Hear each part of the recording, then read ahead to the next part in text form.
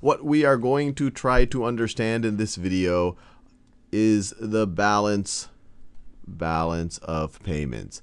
And it's really how a country accounts for the different ways that money is flowing into the country, or payments are happening into a country, or payments are happening outside of a country. And right over here, I have information for the United States in 2011. All of the numbers right over here are denominated in dollars. And in green, I have all of the reasons why currency, or why payments would be made to the U.S., either the government of the U.S., the Federal Reserve of the U.S., or to citizens of the U.S. And in orange, I have all the reasons why payments would be made to folks outside of the U.S., either the governments, central banks, or private citizens. And for this video, I'm going to first focus on the left hand, these reasons right over here. And this you could view, this is the current account. The current account. And the current account focuses on things related to trade, so exports and imports, things related to income in that period. So if I'm getting dividends from a stock that's a German company, or if someone in Germany is getting dividends from a stock that's an American company, and just transfers of money. I give money to my mom in France to help support her. So that's what's factored in the current account. In the next video, we will talk about the capital account. The capital account, which focuses on transfers or payments that are due to changes in ownership of assets. And we'll see how they all balance out, either in the next video or maybe the video after that. But let's first focus on the current account. So in green, I've had all the reasons why the U.S. got payments from the rest of the world in 2011. So the first one right over here is exports. You could imagine if we are exporting, and this is in billions, so this is 2,105 billion, which is the same thing as 2.1 trillion. If we're exporting $2.1 trillion worth of goods and services, then the rest of the world is going to have to pay that much to us. So this is going to be an inflow. This is going to be a payment. This is a reason why we have more dollars after all the appropriate currency transactions take place, why more dollars have to come to the U.S., either to U.S. private citizens, to the government, or to the Federal Reserve. And for the most part, this is going to be for private citizens or corporations. And this right over here is income that Americans get from owning assets abroad in other countries. So imagine that I'm an American citizen. I own an apartment complex in London. The folks in London have to pay rent on that. I convert that rent to dollars and I bring it back to the U.S. That would be an income receipt to me. It's the reason why currency or payments are being made to the U.S. And so once again, that's why I've colored these right over here in green. Now let's think about the other side of that coin. Obviously, we're not just selling stuff to the rest of the world. The rest of the world is selling stuff to us, and that's what imports are factoring in. And the U.S. actually runs a trade deficit. It imports more than it exports, to the tune, if we want it around, of about $2.7 trillion.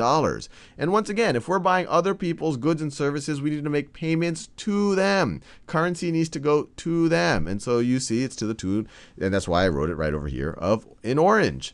And once again, income payments, other side of income receipts. This is foreigners owning assets in the United States. If a foreigner owns a pizza parlor in the United States, that pizza parlor makes $100,000 in a given year, then that $100,000 will go to that foreigner. It will be an income payment. And so that's what this factors in right over here. This is income on foreign-owned assets. It does not go to an American. It does not go to the American government, a private citizen, a corporation, or the Federal Reserve. It goes to someone outside of the country. And so this would be an outflow, a payment outside of the country. And so this last part right over here, this is net transfers. This is literally just on a net basis, Americans giving money away to the rest of the world. And it actually, since Americans give away more than they receive from the rest of the world, we're not talking about transaction. This is kind of just pure, I'm an American citizen. I give money to my mom in France, or this could even be foreign aid, the U.S. government giving aid to a country.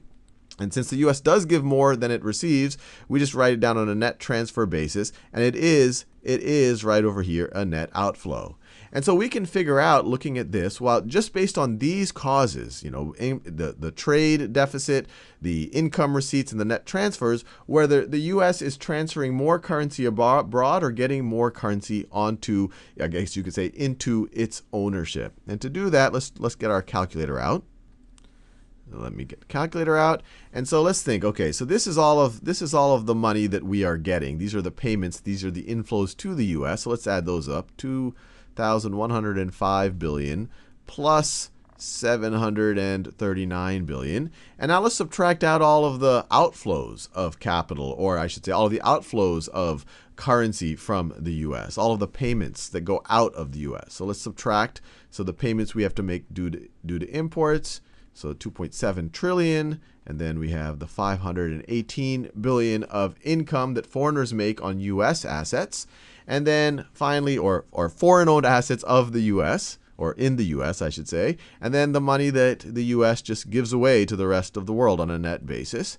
And you see here, when you just look at the current account, the US is running a current account deficit. For just these causes alone, the US is making more payments than it is receiving. And it's to the tune of $474 billion.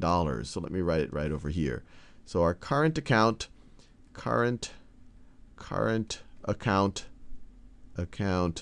deficit